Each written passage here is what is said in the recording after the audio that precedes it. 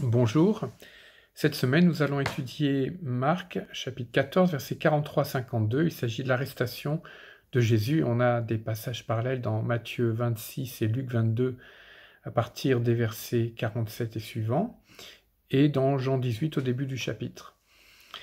Alors on voit déjà la trahison par Judas qui va embrasser Jésus, et Jésus sera tellement étonné de ce signe d'affection par lequel Judas va choisir de le trahir, qu'il va lui dire dans Luc 22, « C'est par un baiser que tu trahis le Fils de l'homme. » Effectivement, c'est étonnant d'utiliser ce signe d'affection pour trahir quelqu'un.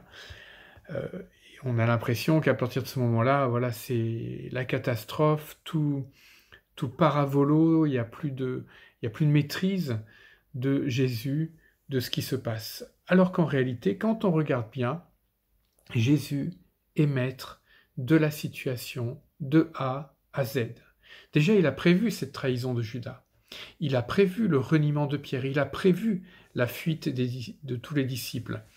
Donc tout ça était déjà connu de Jésus avant que cela n'arrive.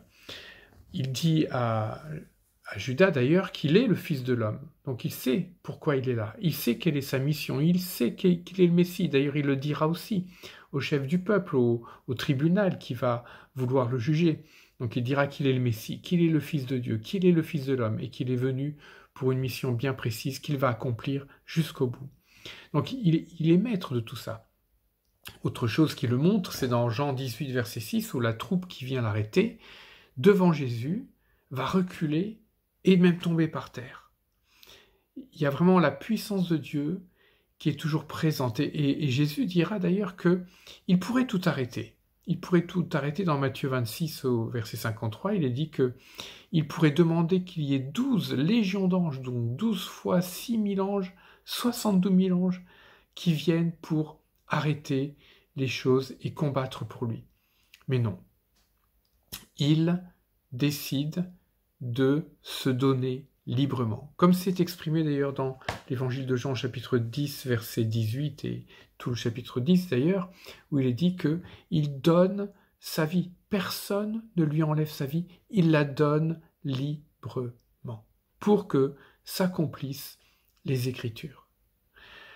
Un autre signe encore, c'est qu'il met en lumière l'hypocrisie des chefs. Dans Marc 14, versets 48 à 49, il dit « Mais vous venez m'arrêter avec des bâtons alors que dans le temple, j'étais là, je discutais avec vous. » Quelle est cette hypocrisie où s'il y avait quelque chose pour lequel vous pouviez m'accuser, vous auriez pu le faire à ce moment-là. Et vous ne l'avez pas fait. Et d'ailleurs après, aucune des accusations ne va tenir contre Jésus. On le voit dans le récit dans Marc 14, à partir des versets 55. Aucune accusation ne va tenir contre Jésus. Un autre élément qui montre la maîtrise de Jésus sur la situation, c'est que il continue à faire ce qu'il a à faire. Il fait des œuvres bonnes. Il guérit Malchus, à qui Pierre avait coupé l'oreille.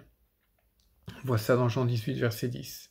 Donc il continue son œuvre de guérison, son œuvre de bénédiction auprès des personnes qui sont là autour. Et voilà, Jésus est maître de la situation, il tient bien toutes les choses en main. Et il ira jusqu'au bout de sa mission, et il accomplira les Écritures de A à Z.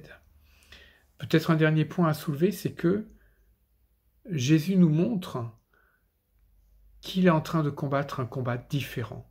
C'est pas un combat charnel. Il n'y a pas besoin d'une épée tranchante, d'une épée physique. Dans Matthieu 26, 52, il dira d'ailleurs « Ceux qui se servent de l'épée périront par l'épée ». Donc il y a un autre combat différent que Jésus est en train de porter. Et je crois que ça, c'est quelque chose d'important à retenir pour nos vies, pour nos propres vies. Voilà, Jésus est maître de la situation de A à Z. Il y a un combat qui n'est pas un combat physique, qui est un combat spirituel, qui est à mener et qui est gagné déjà par Dieu au travers de Jésus. Bon temps d'études bibliques et bon temps de prière.